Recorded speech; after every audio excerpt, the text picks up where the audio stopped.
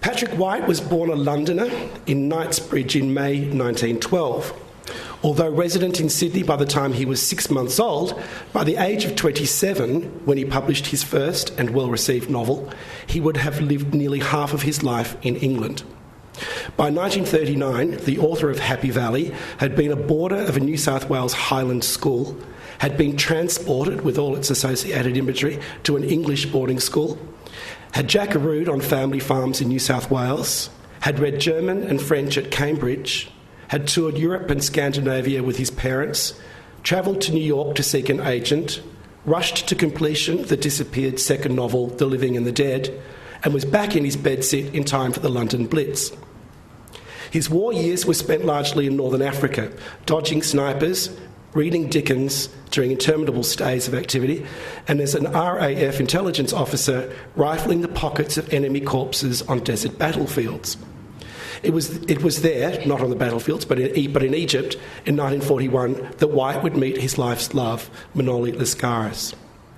By the time White returned to Australia with Manoli in 1947, he'd completed the play A Ham Funeral, which the Maidment Theatre in London had declined to produce for its want of decency, and surely his first masterpiece, The Aunt's Story, which was celebrated in New York, but tepidly, if not scornfully, received in the UK and Australia. By 1948, the Greek and the Londoner were breeding dogs and farming their property, Castle Hill, outside Sydney, where it seemed White, brooding and dejected, had considered never writing again. This, of course, is not how it turned out. Though they farmed Castle Hill for another 16 years, by 1955, there was the Tree of Man, for there had been an epiphany, and there was always ambition, and then there was the artist's contract. My flawed self, he would write, has only ever felt intensely alive in the fiction I create. By 1964, White had published Voss and Riders in the Chariot, and by 1962, we corrected this. David actually corrected this for me. He'd published Season at Sarsaparilla in 1962, A Cheery Soul in 1963, and Night on Bald Mountain in 1964. Herein ends my bibliography, although clearly not Patrick White's. Up to his death in 1990, White wrote a further 6 novels, 5 plays, a memoir, a screenplay, and numerous short fiction. He became a social advocate, speaking out against nuclear war, grasping developers, institutional corruption, and advocating for Indigenous rights and conservation. He was not, by his own admission, a political being. You're either born one, he declared, or you are not. But as he increasingly integrated with the artistic and social activism of the 70s, having sold the farm and moved with Manoli closer to the centre of Sydney bohemia and politics, he found he was compelled, if by nature an unlikely, public spokesperson for the left. And receiving a Nobel Prize for Literature in 1973, as Manoli predicted on the morning of the media scrum outside their home in Martin Road, changed things forever. While undoubtedly recognised as an iconic Australian, his relationship to Australia and the Australian public's readership and their relationship to his art has hardly been clear-cut. He knew however many books he sold, they often went unread. He professed never to read them himself once they'd gone to print, but he would check in the public library for dog ears and fingerprint marks and see how far in the book they travelled, noting, sadly, that they often ceased before the end.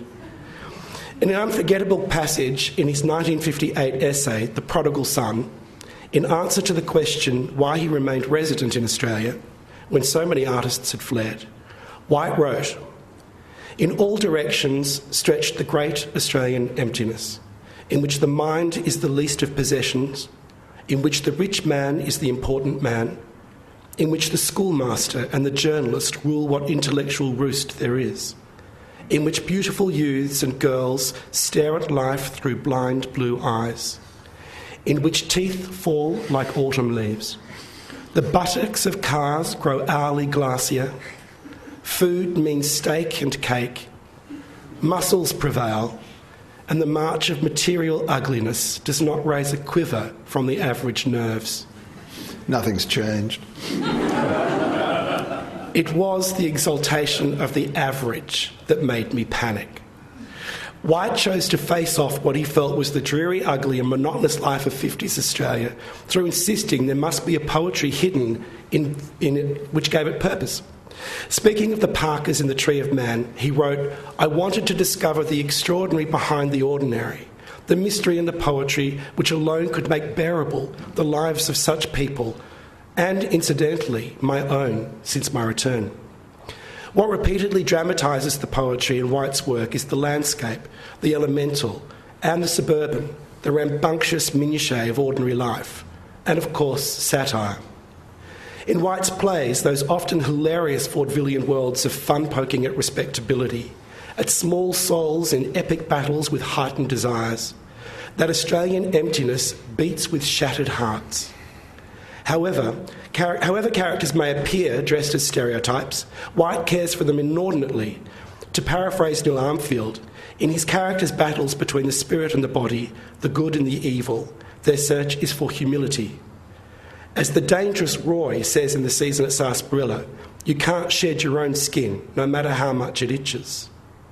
White believed we are a pragmatic nation, one which tends to confuse reality with surface. The question remains, in our inner selves, is reality anything more than surface? Whether insight and illumination is possible, or whether transcendence can find us in the company of others. In the epigraph to part 3 of the Aunt story, White quotes Olive Schreiner, "When your life is most real, to me you are mad." "I wouldn't call myself a humanist," White wrote. "I'm indifferent to people in general, but I have always been gregarious. This myth that I am not has been put about by bitches I wouldn't have in my house. I like people, but I like to choose my people." In the Nobel citation, White is credited with an epic and psychological narrative which has introduced a new continent into literature. Perhaps that continent was no less being introduced to itself. Kerry and David, Marr, as intimates of Patrick White, I thought you might do us the favour of conjuring him, at least perhaps his character, his personality, through a personal experience or observation. You knew him first. My introduction to Patrick was, I'd been out of drama school a couple of years, but I'd disappeared into the boondocks for a couple of years doing theatre and education. And I went back to Sydney and I'd done a couple of plays, and I was called in to do a screen test for The Night the Prowler, which was adapted from Patrick's short story. And Jim Sharman was the director. So I did a screen test. And what happens is that usually, you do a screen test and then they ring up and say, yes, you've got the job, or if you don't have the job, you never hear from them again. So about a week later, my agent rang and said, Jim Sharman wants to have lunch with you. And I thought, OK, well, I might be in with a chance if he wants to meet me, because I'd met him very briefly at the screen test. So Jim took me out to lunch, and Jim is not a relaxing person to be with. He's very intense, and I'd never done a film before. I'd never even had any film training at NIDA, And so he said, what do you think of the script? And I said, well, I've got a couple of problems with it, but, they could easily be fixed. I just don't think that scene works there, and because he was asking my opinion, because it was the central role. And so then he said, and now we're going to meet Patrick White. And I thought, oh no, I'm terrified, I can't bear it. So Patrick was at a very social restaurant called Le Café in Paddington with a bunch of theatrical luminaries. Now, I was completely and totally unknown. And I walked into the restaurant, and Patrick leapt to his feet. And at this stage, I didn't even know I had the job. And he leapt to his feet and said, I'd like you to meet the star of my new film, Kerry Walker. And they all turned and stared at me, and I wanted to just shrink into the ground. It was just absolutely appalling. And so I sort of sat down, and they said, well, come and sit next to Patrick. You must sit next to Patrick. So I sat next to him, and the waiter came and said, "Would you like a glass of wine?" And I said, "Yes, I'd love a glass of wine." So I reached for the glass of wine and managed to knock over his glass of wine into his lap. And then I found myself grabbing a white napkin from the table and I started to dabble in his crutch. And this was my introduction. Well, the character I was playing was a lumpy girl called Felicity, and Patrick was absolutely thrilled because I could not have been more Felicity than this. And from that moment, we became friends. But it was he was so gorgeous to me over the 13 years that I knew him, and I could not have asked for a more loving, supportive, and fabulous friend. Oh, Kerry, there were also the bad times. Well, he gave me the rounds of the kitchen when I had a lover of whom he didn't approve, and we didn't speak for 6 weeks, but every day we were each on the phone to our mutual friends, telling our mutual friends how absolutely furious we were with the other one, and eventually we kissed and made up. Kerry, in the New South Wales archives, there are 20 opening night cards that Patrick White sent to you. There's also a recipe for something called nivik.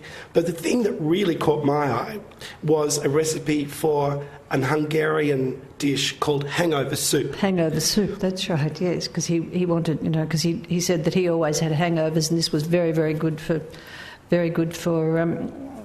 hangovers, and so he recommended it. I can't even remember what it was in because I didn't ever make it. It was sort of it was revolting. I made it once. Full of paprika. And it was horrible. Anyway. But he was a very good cook, but not on that one. David? I was in my late 30s and I had this insane idea that I would write a biography of Patrick White. I couldn't work out why one hadn't been written. And I had written a biography of the Chief Justice, Sir Garfield Barwick, the idea being that my biography was going to more or less sort of send him to the stake and get him burnt alive, which hadn't quite worked. But the experience of writing that biography had been extremely difficult because Barwick saw me once, lied that he had never seen me, and set about ordering his friends not to talk to me. And it had made the years of writing that biography extraordinarily difficult. And I wrote to White saying, well, I'm going to write your biography, and suggesting we have a truce, that he let me get on with it without actually ordering his friends not to talk to me. I thought that was the best that I could expect from a man with such a frightening reputation. And then the phone rang. Hello, Patrick White here. Can you come around on Tuesday? And I said yes, I could. And I was shaking, and so that was a very, very brief conversation. And I thought, OK, I'm going to go round, I'm going to be grilled, and maybe we'll be able to work out what this is. And I turned up at his house. Manoli opened the door, later told me that he'd been very impressed because my shoes were well polished not only at the front but at the back, which he liked. But and Patrick was sitting there, and there were no preliminaries. He said, "What do you want to ask me?" And what I had to learn from that point, apart from the fact that he had made the decision that this project would go ahead, of his total professionalism as a writer, knowing what the project I had undertaken required, and making sure over the next 7 years that it happened. And my first meeting with him was not so much as a formidable personality, but as a formidable professional writer. David, which segues into my next question, which really, your description of delivering your manuscript to Patrick White is unforgettable. Any actor that wants to drop some dread into their performance would only need to remember what you wrote. Would you like to share with the audience that experience? It's a slightly complicated story. Patrick had as a great friend a gossip, now dead, who was married to a Sydney judge. And this judge was furious with me because I had described a great uncle of his in my Barwick biography as a drunk. This man got into Patrick's ear and told Patrick that I couldn't be trusted, that I wasn't to be allowed anywhere near this biography, that he had to break off with me because I'd called his great-uncle a drunk. Now, this man had never met his great-uncle, and I had spoken to people who worked with his great-uncle. His great-uncle was, as it happens, a drunk. But the judge would much have preferred if I had described his uncle as a womaniser, to explain the long absences from his practice, which allowed a little man, a very, very young man, 19 or 20-year-old Garfield Barwick, to take over a large solicitor's practice because the man was actually a drunk and a woman. Anyway, the thing was that this occurred about a year into the working with Patrick, and it was a complete hiatus, and I had to go around and sit with Patrick. Patrick had no intention of stopping what was going to happen, but at that point we worked out the deal between us. And again, an absolutely professional and brave deal, which was he would read the manuscript after it had been delivered to the publishers. He would have no veto over the manuscript, and he would give me all the copyright permissions I needed to quote from his work. That was a given. But that once the manuscript was delivered, he would have a chance to read it and comment on what he saw as any inaccuracies in the manuscript. And I thought that was remarkable, a really remarkable arrangement. But it did mean that at the end of the day, whatever the arrangement, one of the great masters of English prose was going to read my poor effort at describing his life, which meant, I think, that I spent at least a year longer on the job, polishing and madly polishing, with Patrick on the phone, very grumpy, when are you going to finish that fucking book? Because he did not wish to die before he read the manuscript, nor did I wish him to die before he read the manuscript.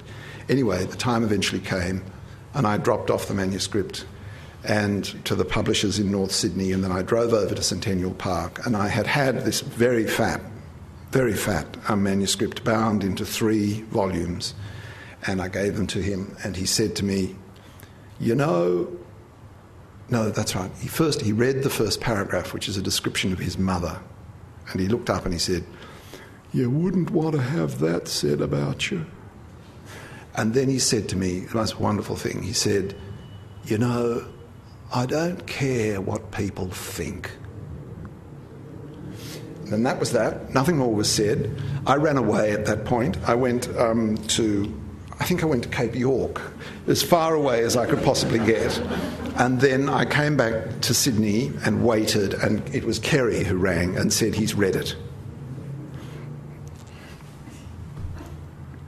That was fine.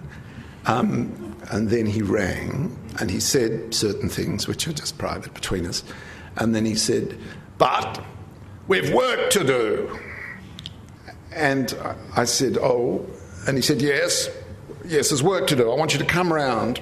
And so I went around there, and he had set up a table. And on one side he had the manuscript, and there was a space for me to sit on the other side with the copy of the manuscript that I had brought. And he'd said, "Yes, we need to read it." And I sat down. I said, so Patrick, are there some problems?" He said, "Oh, no, let's just read it." And he started at the first page. And then I thought, oh, well, maybe there's something on the first page. And then he turned the page, and I thought, well, maybe there's a problem on page 2. And he read page 2 and turned it. And then I realised that he was reading it in front of me. He was going to read the whole fucking book in front of me. And that's what he did over 9 days. It took 9 half days, with him grumbling and moaning and protesting, correcting a few things here and there. I nearly died. I nearly died. I'd worked for 7 years on this, and this is what he was doing. And then I realised that this was the most astonishing opportunity. And I noted down every remark he said.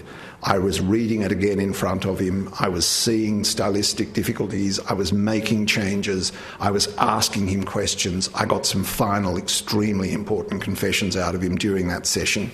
And also, in all of that time, he would laugh uproariously. But it was never at anything I had written. It was always stuff from his own letters. These letters these letters, which he had told everybody had to be destroyed, and he was reading them again for the first time, and these were letters, some of them which went back over 50 years, and he loved them.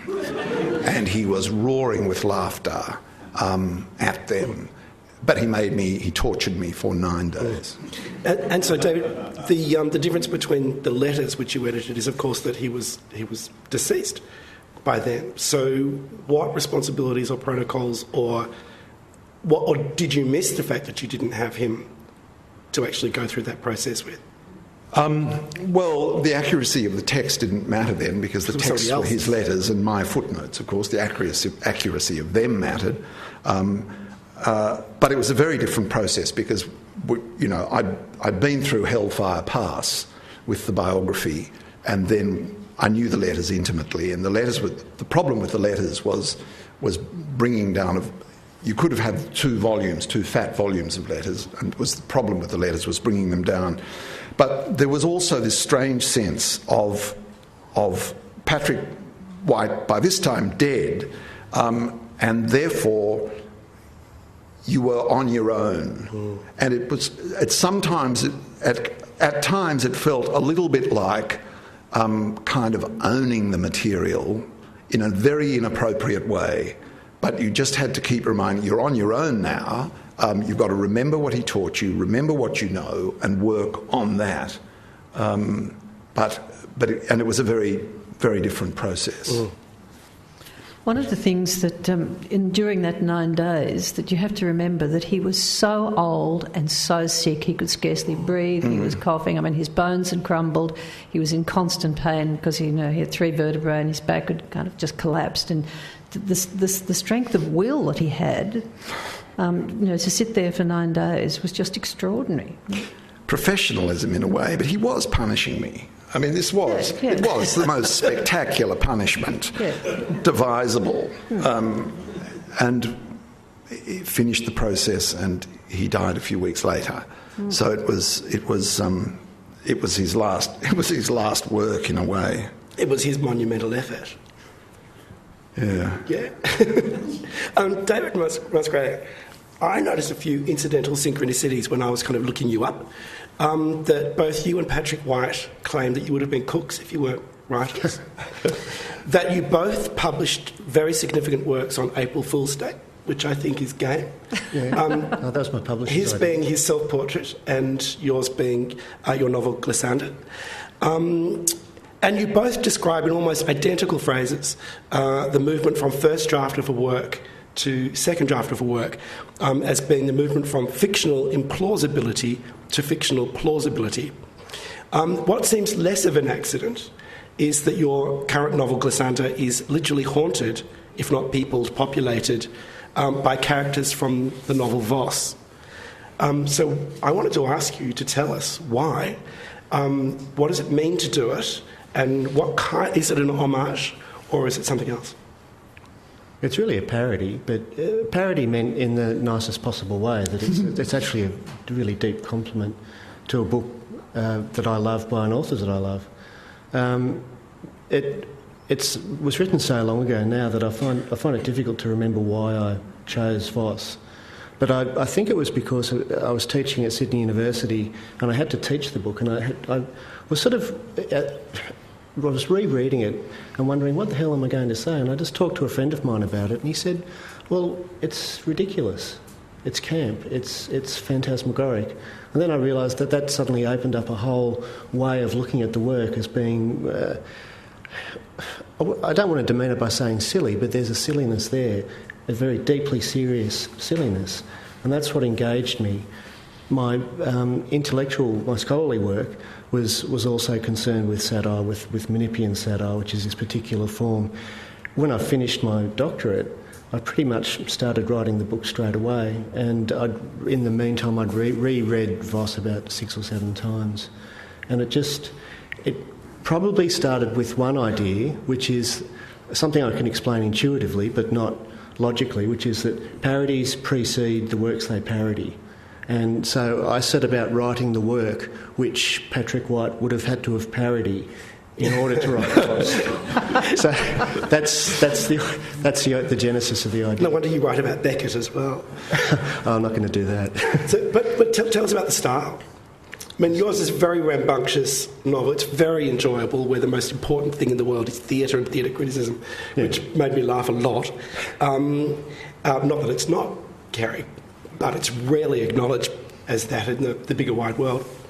But the characters, the idea of there being two brothers, which also then takes us back to the solid mandala and also my brother. I think there was a complicated genesis there. I had, of all the characters in Voss, the one character that couldn't be parodied in a way or couldn't be included without unbalancing Glissando was Laura Trevelyan, because she's an anchor. She's a very, very serious anchor in that book, and in a sense, everyone else circling around her is ridiculous. But she has this very serious moral purpose. So even Voss himself isn't... There's a kind of an excess to his seriousness, which I think tilts over into camp or ridiculousness. So in a way, it was wondering how those characters could have been, that in a way in this book that Patrick White then would have read and then decided, no, they can't be like that, they have to be like this. So in a sense, the characters are a bit flatter in a way than they are in Voss. But there's two distinct voices in this book. One is the voice of the narrator, Archibald Fleece, and in a way I had a lot of freedom there because, of the novels, only Memoirs of Many and One is in the first person. So there was a great degree of latitude I had to create him as an interesting character. And his style was very a bit lugubrious, a bit sort of pompous, a bit self-regarding, self-obsessed. But then the other voice was his grandfather's voice, and that was actually imagining, well, how would Voss have spoken if he was this anterior parodic character? And I had a lot of fun with his voice. That became a very distinct style, and that was fun to write. What are you going to do next? Is there another Patrick White novel coming? No, about to be. No. It's the next. Discombobulated. No, next it's a novel about the collision of fin de siècle, 20th century inner city band culture with a family life, and sort of held together by someone who collects obituaries. Cool. Yeah. You've written about the Ern Malley affair, and one of the things that we were discussing backstage was the fact that in 2006, Chapter 2 or 3, I think it was, of Eye of the Storm was sent to a whole bunch of publishers and agents. I think the author's name was an anagram of Patrick White. It was Rafe Pickett. And no one picked it up, as in no one offered to publish it. And those that actually identified the potential brilliance of language said it was an absolute mess. It would need the kind of editing that no publisher could afford. So sorry, this person had better just get out and do it on their own. What does it make you feel? That one, the nature of the hoax, is it fair? 2, does it matter if it's fair? And 3, someone who is such a remarkable stylist as Patrick White not being identified as such, and that it being a problem that it has to be fixed. We have to fix this literature. I think it was a very fair hoax, and I think it was very revealing. This book took 12 years to be published, and it was really only through generosity or vision of an independent publisher, Sleepers, based here in Melbourne. It doesn't surprise me in the least. David, what do you think? Just on Ern Malley for a moment, I think Patrick White was, of course, for many, many, many years before their relationship soured completely, an ally, a friend, a supporter, a spruiker for Sid Nolan. And, of course, Nolan was one of the victims of Ern Malley, because Nolan had illustrated the cover of the famous Ern Malley edition of Angry Penguins. And I've never seen a reference in anything of Patrick's to the Ern Malley hoax. He just didn't want to have anything, never went near it. I think the sending around of the chapter is interesting. I mean, the publishers that I've most published with, Allen and Unwin, and they are very, very pleased with the fact that they had sent it to another reader and had not replied to the supposed author, had not rejected it, had not commented on it in any way before the hoax was revealed. So Allen and Unwin come out of it really well. The other thing is this, frankly, that material that was sent around is by no means Patrick White at the height of his powers. I think it's pretty dud. I'm not somebody who says that every word Patrick White wrote is work of genius. I think that those chapters of The Eye of the Storm are pretty flimsy myself. And they also, it was chapter 3, wasn't it? Well, it stands up pretty well if you've read 1, 2 and 4. You know, it's a delicious thing if you're going to do a hoax of that kind to send something out of narrative sequence so that it not only drops from a stranger but has no sort of feet to it either. But it's not the greatest Patrick White. It's also a clear mark that fashion in writing had moved on, and there's no sense in us denying this.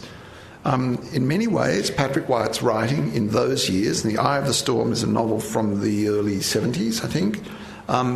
Those were the years of some of his most mannered writing, and it was before he returned to the theatre. He'd had one go in the theatre, but he was about to come back to the theatre very strongly. It's very, very mannered writing, and the taste for that kind of writing has now all but disappeared. I mean, it hasn't entirely by any means. Annie Proulx, who is on a tour of Australia, or about to be on a tour of Australia, is a great fan of Patrick White's writing. And when you know that, and when you think of shipping news, you can hear the voice of Patrick White in the shipping news. Annie Proulx was very, very sweetly and flatteringly asked if she could write a cover note for the American edition of the letters, and she did. She remains a great fan of White's writing. She thinks Patrick White's one of the greatest writers of the 20th century. And those of us who've read and admired Cormac McCarthy, Cormac McCarthy is the voice, it's the same voice that wrote Voss. You know, those sort of extraordinarily baroque descriptions of crossing harsh landscape. I mean, Cormac McCarthy could be up before Media Watch for some of the sheer plagiarism by spirit. But fabulous. But the taste for that style of writing has greatly diminished. It's gone. And that's also one of the reasons why that hoax worked.